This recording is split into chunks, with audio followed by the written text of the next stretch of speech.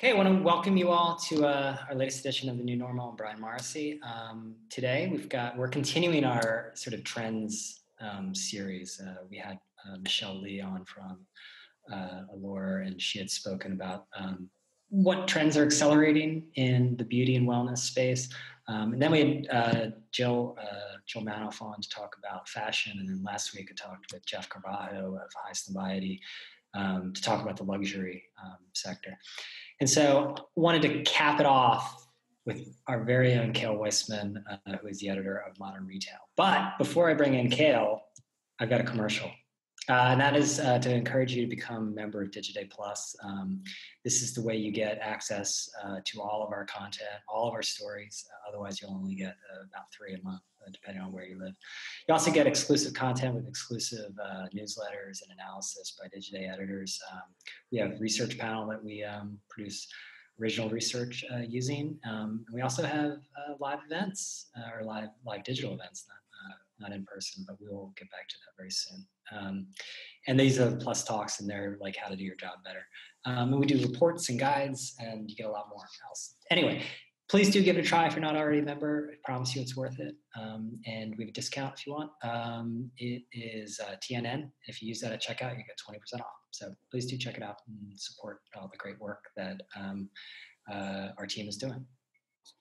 So I want to bring in Cale and to talk a little bit about what is going on in retail. I mean, we started Modern Retail a year and a bit ago, Cale, and one of the theses in starting it was a lot of the changes that we saw and were really at the root of Digiday and the start of Digiday, with how the publishing industry was changing, are going on in retail.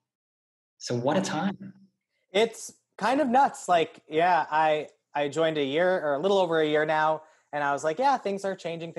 And then holy shit, it's just like, it's an overused word, but the accelerations have been really wild to watch over the last, 4 or 5 months. Yeah. So let's get into it, because we're about 5 months into this. And, I'm always pushing you guys on winners and losers and what's going to come out. And I just want it to be like a simple, neat narrative and whatnot. So I'm just going to go right back to that, because that's what I do. So let's talk about winners and losers.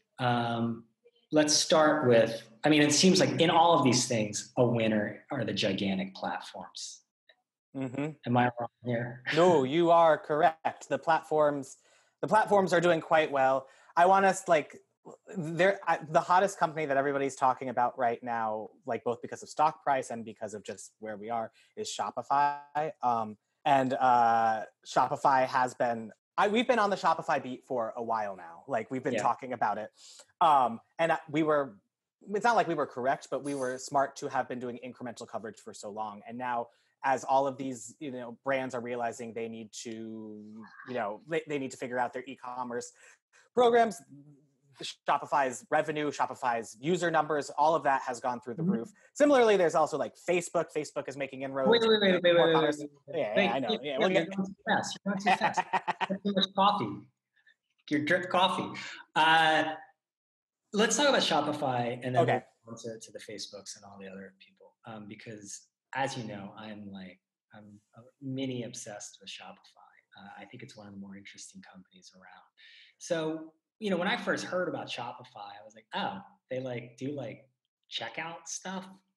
Okay, that sounds kind of boring, infrastructure stuff, but it's more interesting. Explain what Shopify does and why it's growing so quickly. So Shopify, you're correct. At its baseline, whatever, if you need to give it a one sentence explanation, is, it powers an e-commerce experience. What made it initially interesting and what it was able to do was that it was much more, for lack of a better word, turnkey. It was really easy. If you wanted to get a store on your website, you could sign up for Shopify. It could be free or extremely cheap, and you would just be able to sell things. So all of these direct-to-consumer brands, Allbirds or stuff I see on Instagram and whatnot, when I click on these ads, which I do all the time, course. I decide to buy like a shirt or something like this. I get taken and I do that transaction through the Shopify engine.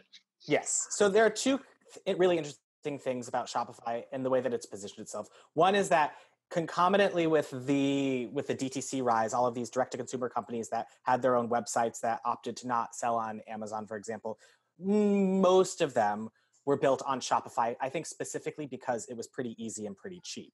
And for years, Shopify's been around for a few years now, it was trying to get these smaller brands, and it's gotten them and it's grown up with them. So it sort of was like, we'll get these smaller merchants, we'll get them on, and now they've become $100 million companies, and through that, Shopify has been able to grow too.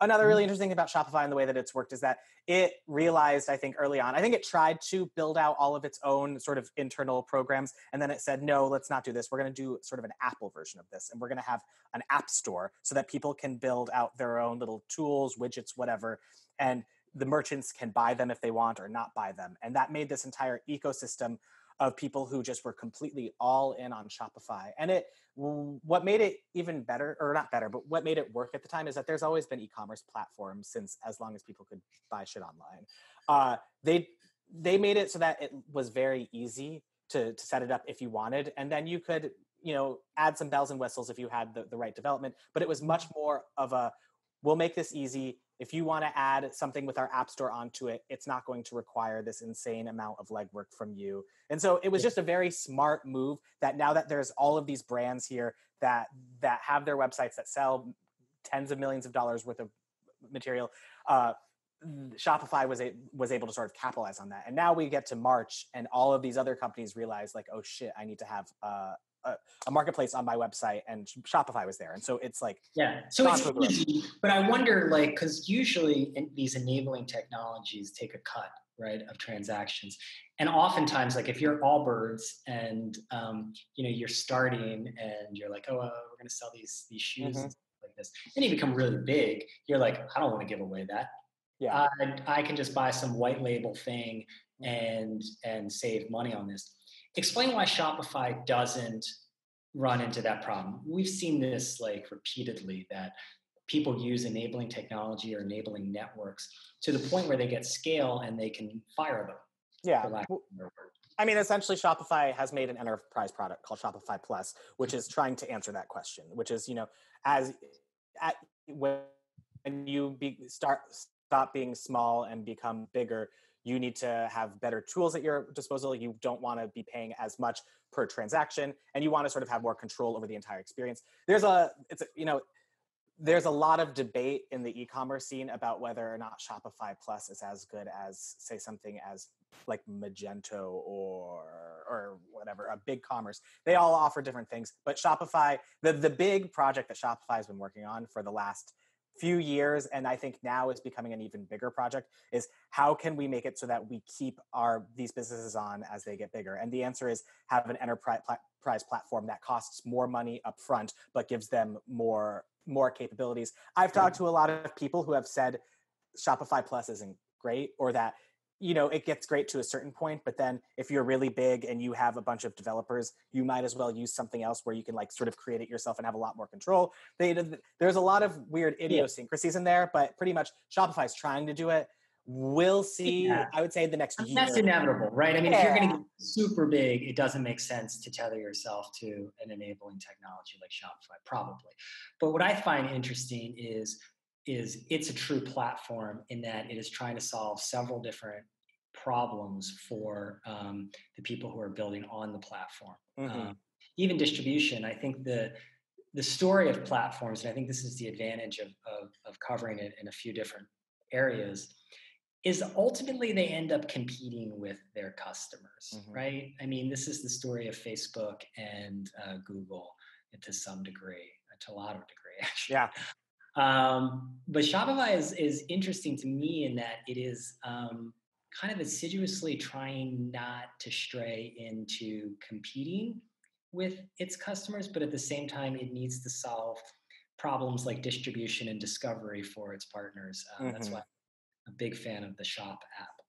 Yeah, the Shop app's interesting. Yeah, I mean, I think that Shopify knows the areas that it really needs to capitalize on. Discovery is a big one. I don't know if no company has really solved that. So it's good that they have that app, but like, who knows if it actually works? I mean, I guess it's doing well in the App Store, but that's neither here nor there.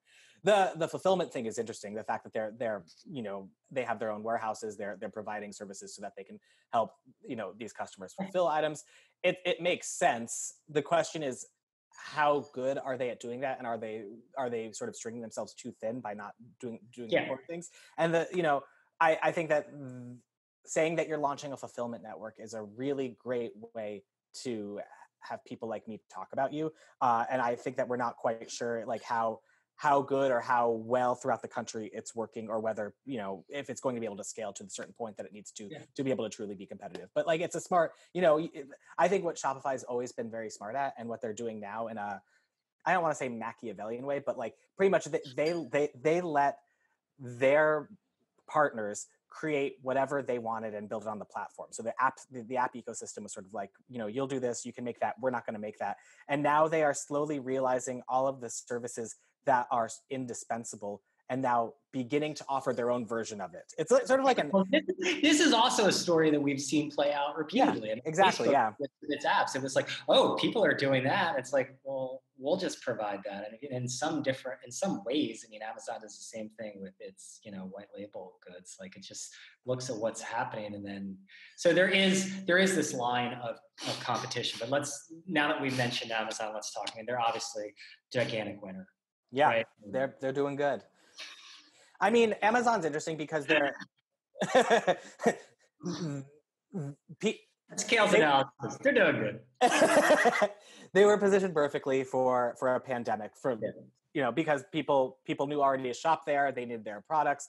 The real interesting thing with Amazon was that they weren't as well equipped as one thought they would be. The fact that they had huge supply chain issues. There were a lot of different sort of moving parts that didn't come together as well as one would hope. But that being said, despite it all, Amazon has seen insane revenue. Their profits went up in the second quarter. Like they pretty much realized that they need to double down and offer like the only thing, their core service, which is providing, products that people can buy online and then deliver to them in a few days. Yeah.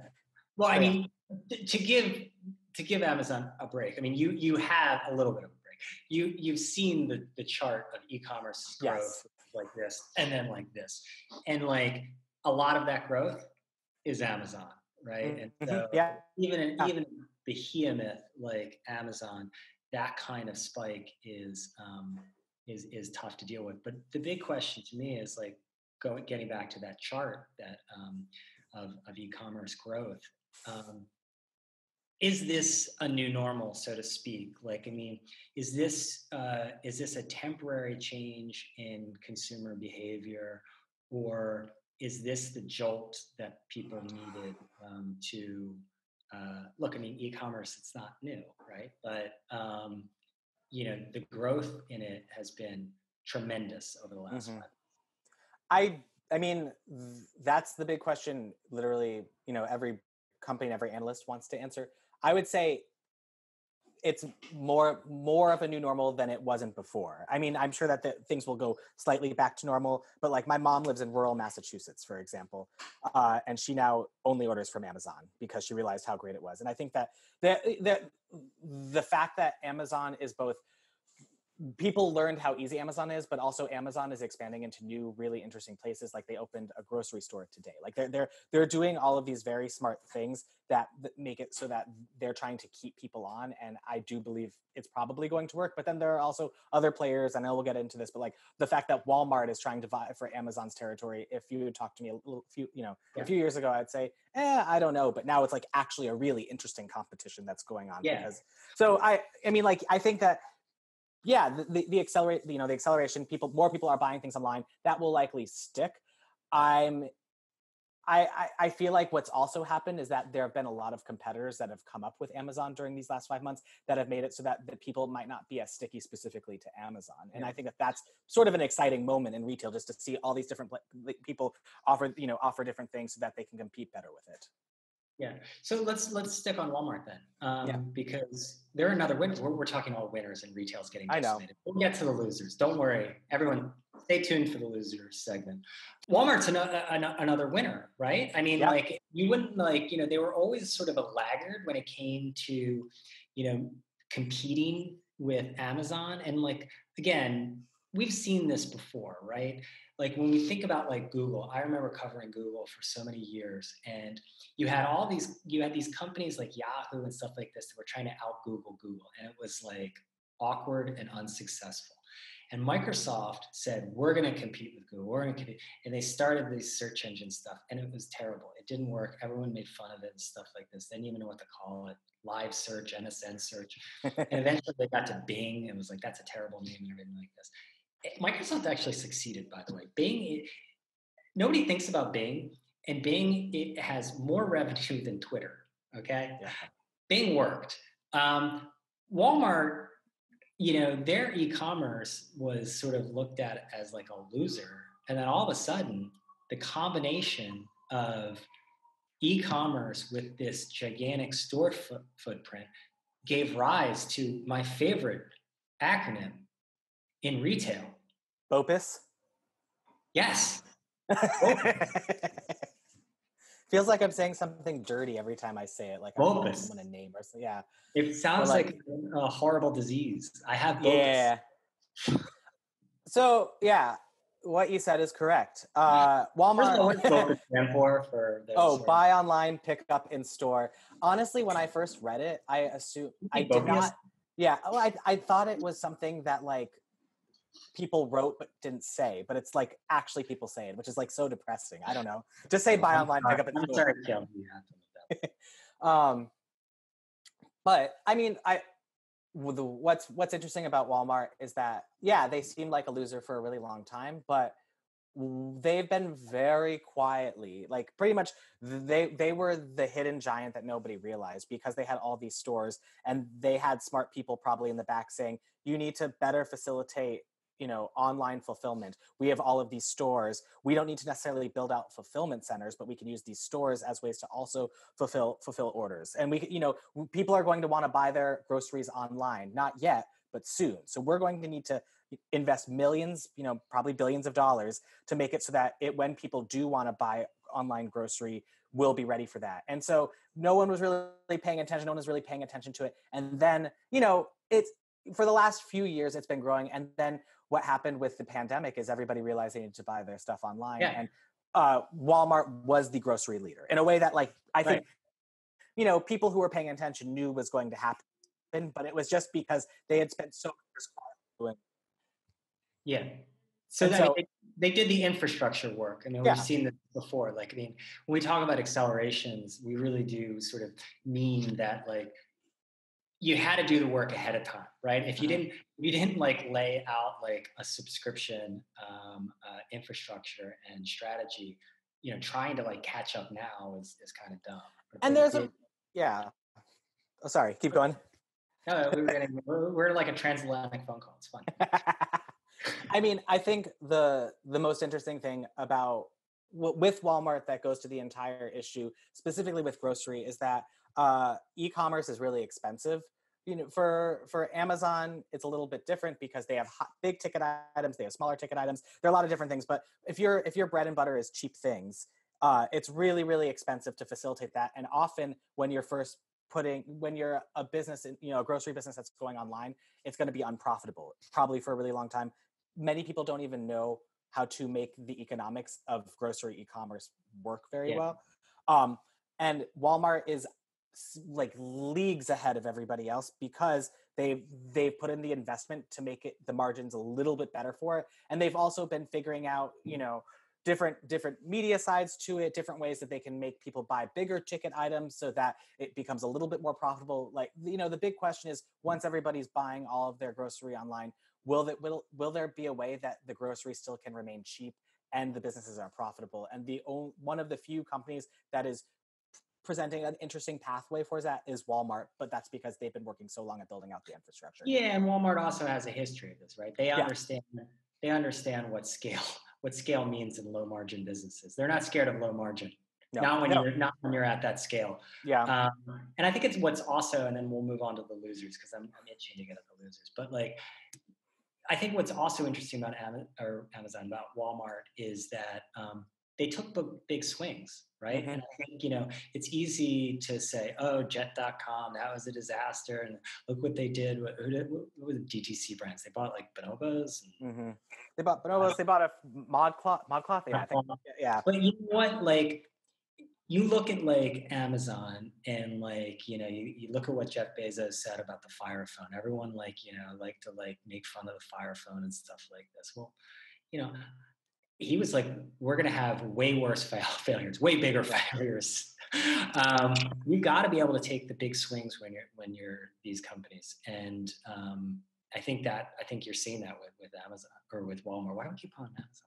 I mean, I get it. I mean, I also think that with those acquisitions, it's a very quick and short-sighted view to say that they were all failures, because what Walmart did is get the smartest guys in the room, and now look at where it is right now. And like, those specifics might be failures, but I do think that Walmart learned a few things in a way that many multi-billion-dollar corporations have not been able to learn. It's actually kind of, that's a very rare story you see in big businesses like it.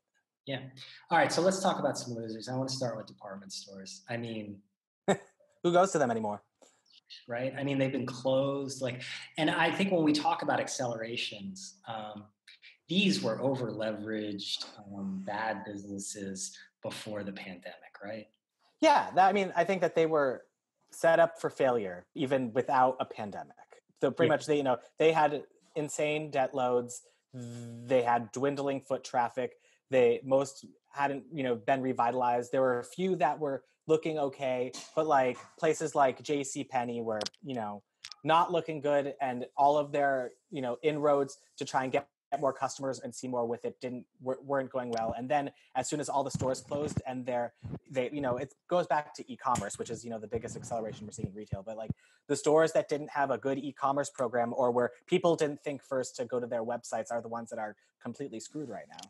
Now, is this like a situation where, obviously they were built in a different era and for a different era. Mm-hmm. And we're seeing this, like, so many bankruptcies.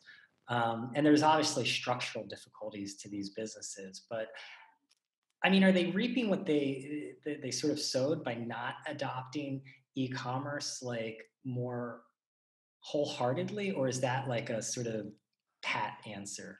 I think that's a pat answer, and I think that it really goes to governance issues with a lot of them. And there's no one size fits all. Like, the fact that they are so over leveraged, and a lot of the interests of the entities that own big stakes aren't necessarily on making big bets for digital innovation that'll pay off in 10 years, but instead just like cutting when necessary.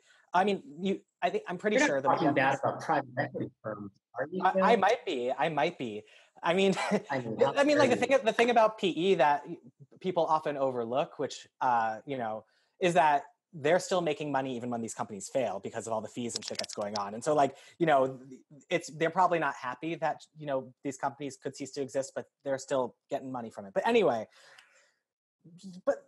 companies like, I'm pretty sure JCPenney was one of the first companies that got to e-commerce. It's not like they were completely blindsided. Like these brands have had websites and have long tried to incorporate it. And I think that it's just been, there's a history of strategic changes and a lot of sort of, each one has its own sort of Camelot story of someone coming in and coming out and not being able to have it work with the brand. And there's no complete narrative that fits with all of them, but they all just made huge missteps that didn't take into account the fact that this would be a big thing later on. And I think a lot of them didn't take into account entrants like Amazon. Like they just didn't think that was going to eat into their business as much as it did.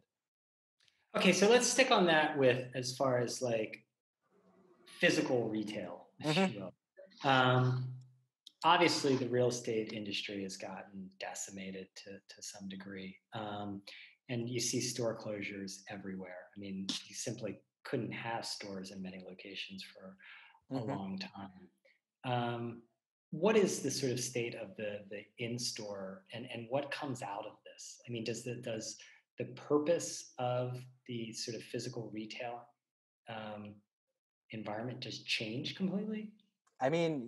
Probably. I think stores will reopen and they may go back to normal, but one interesting thing that I think a lot of places are learning the hard way, for DTC, digitally native brands, a lot of them use stores and thought of them more as for experiences or places where they could show off products, and if customers buy, that's great, but it's more marketing. And I think that that's likely the store will fit that need more, as opposed to just being a warehouse where you see rack after rack of item, because people probably won't feel comfortable going to stores. A lot of stores are going to close, and I think that there's just it seems like a lot of the thinking right now is in terms of how do we redesign it so that it's much more of a place where we show off our brand and less of a where do we sell things and make that profit. I think that a lot of the places that have many hundreds or thousands of locations, specifically in like the department store area, they're going to have to cut down and figure out which ones are working, which ones aren't, if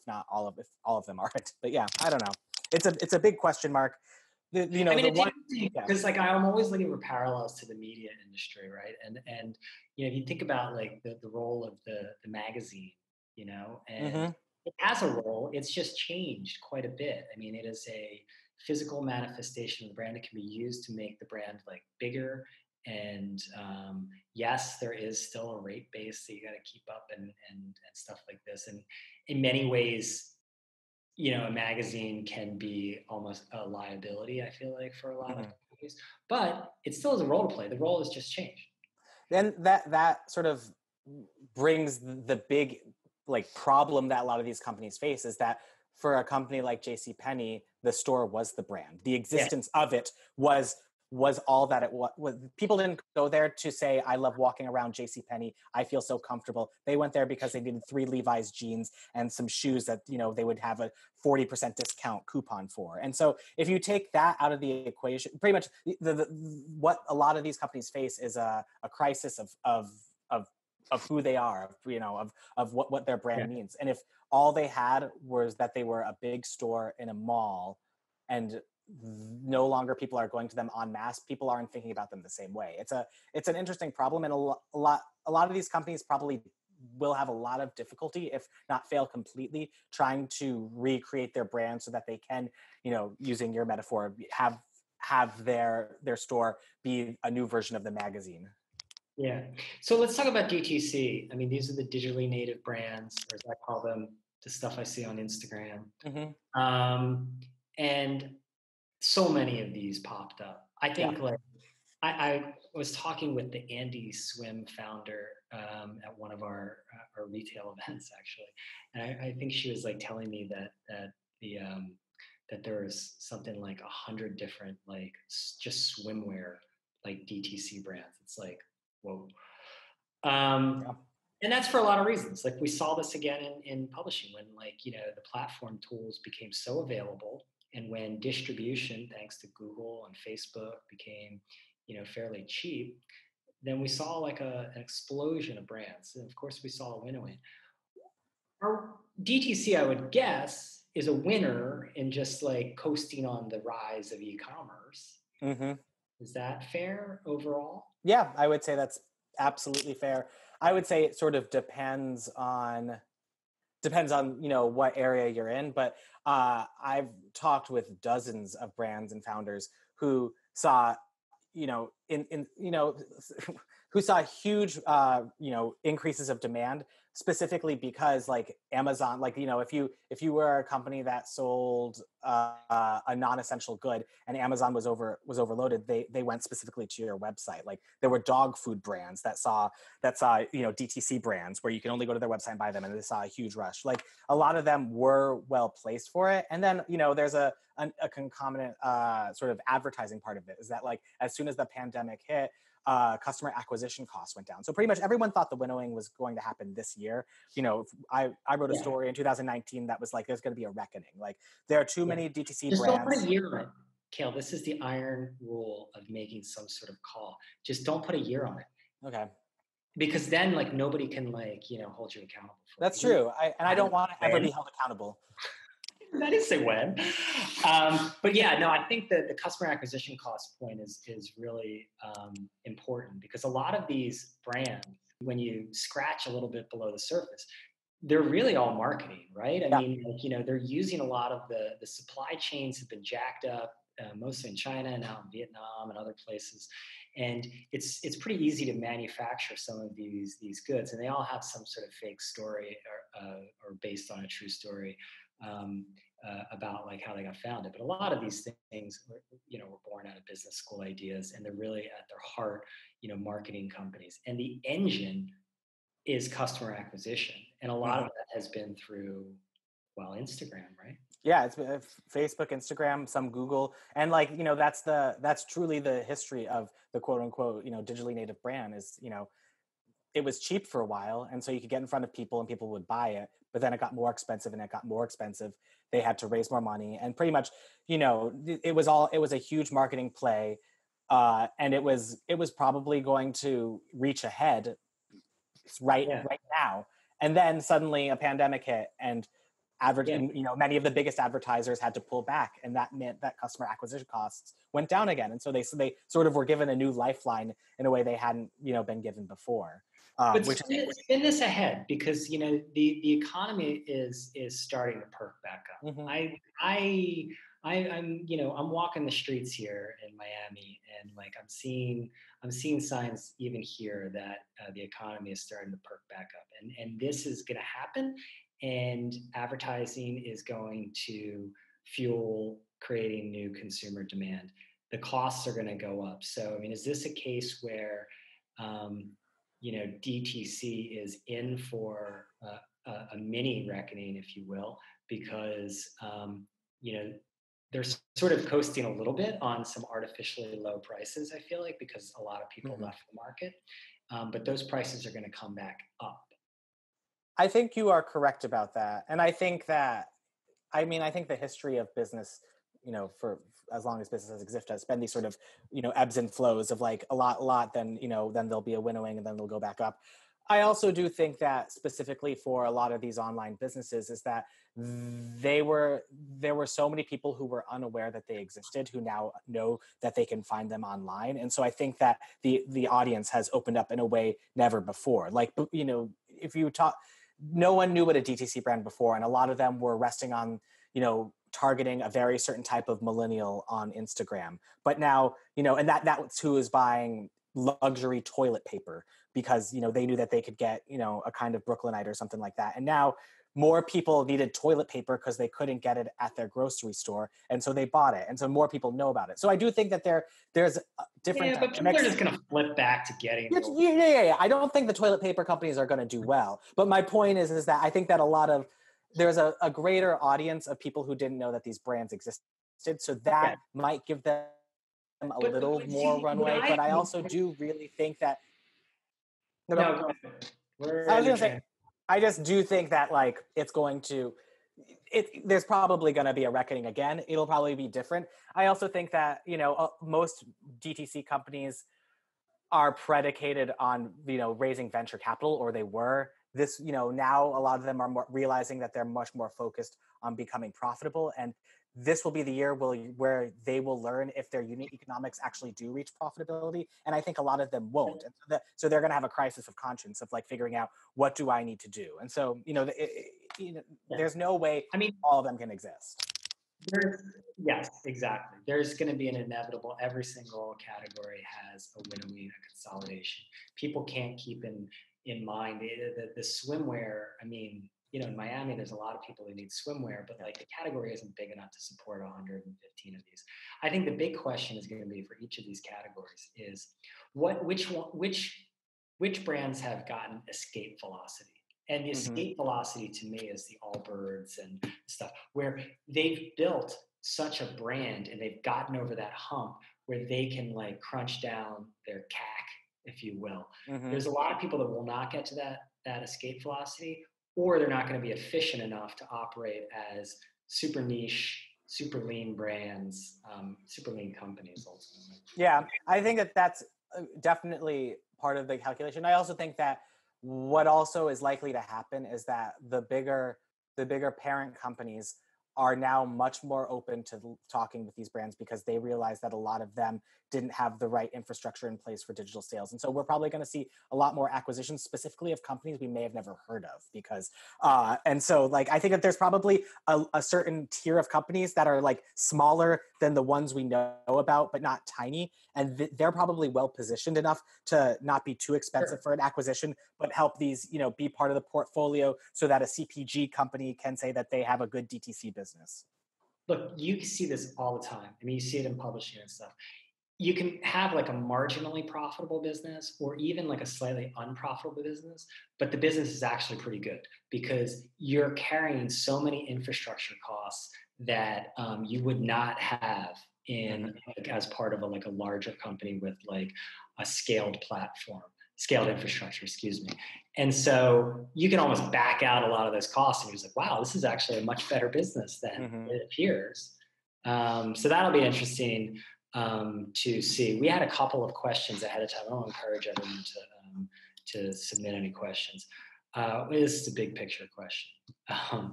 Is there still a future for the brick and mortar retail experience? I mean, we sort of addressed this. I mean, probably it sounds like you think it's going to be more of like a showcase in most categories. I think that that's likely to be the case. I think people will still go back to stores. I just think that a lot of the companies that relied on having boring stores where they, with the one exception of say like TJ Maxx, I think TJ Maxx will still do fine.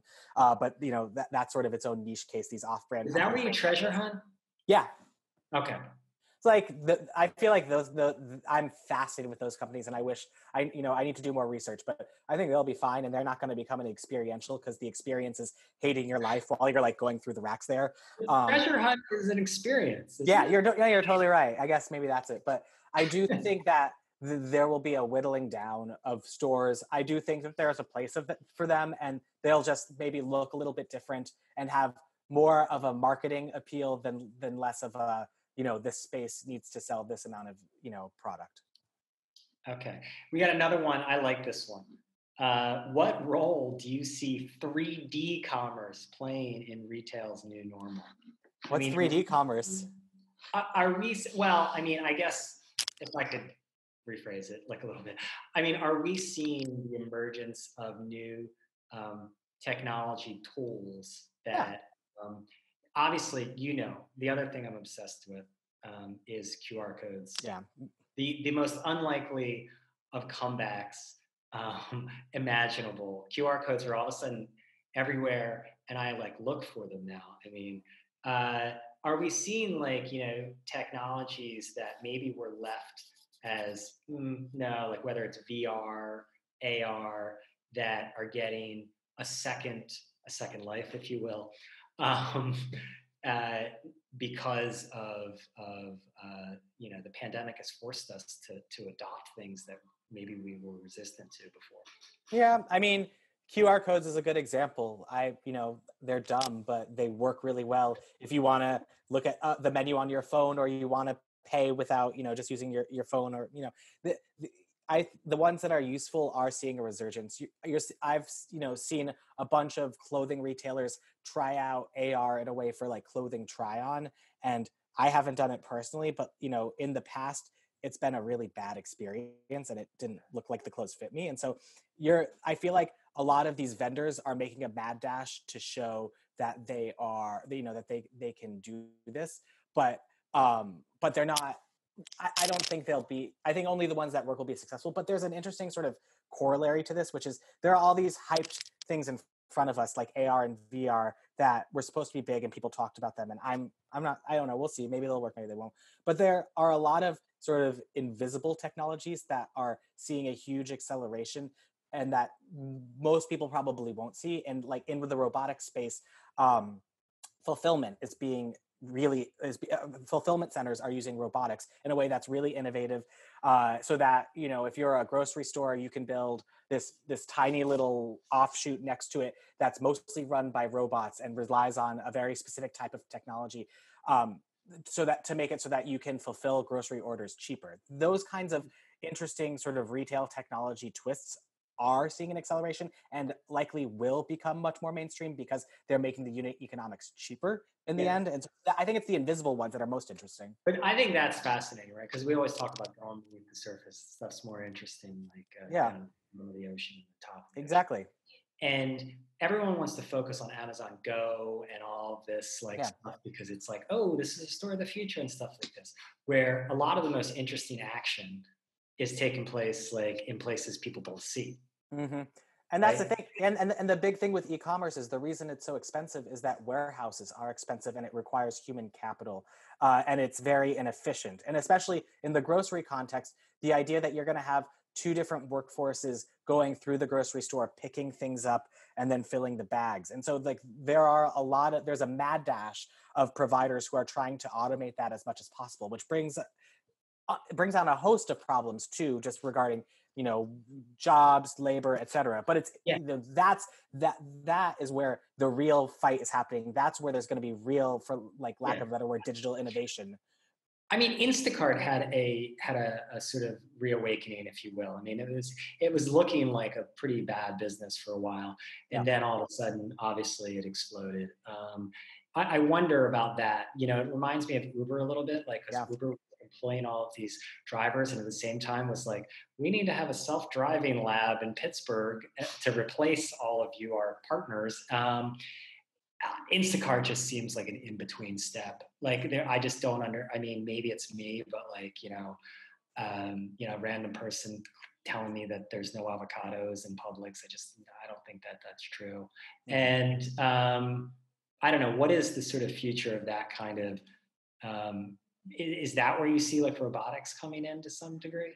Yeah, I do. And I think that the big issue is that a lot of those sort of intermediary providers rely on both being subsidized, hoping that they'll reach a certain scale, similar to like Grubhub, all those, but they also rely on exploiting human labor so that they can pay people as little as possible. And those, this is a great time for exploitation, by the way.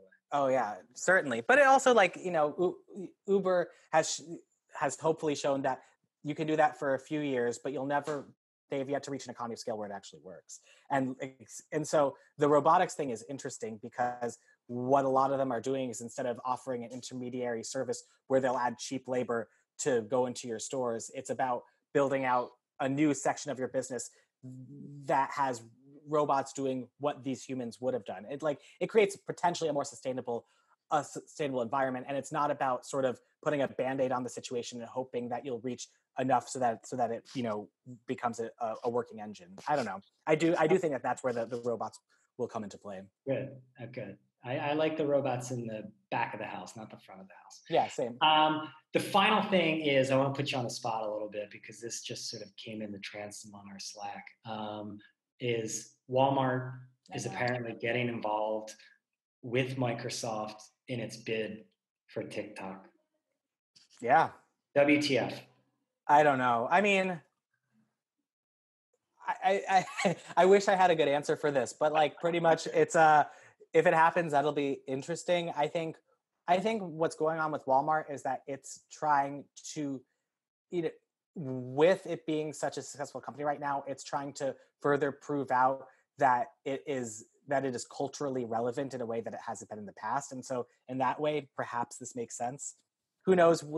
I've never thought of Walmart as a technology company like that, but Walmart has made, done partnerships with Shopify. It's interesting. We'll see if it comes to play. It still seems pretty preliminary, but like it's kind of funny at the very core of it. Yeah, no, it's fascinating. I mean, the idea of like Oracle like circling TikTok and like it's nuts. Yeah. But Cale, I want to thank you. We always have these conversations, but it's good to like have them in public.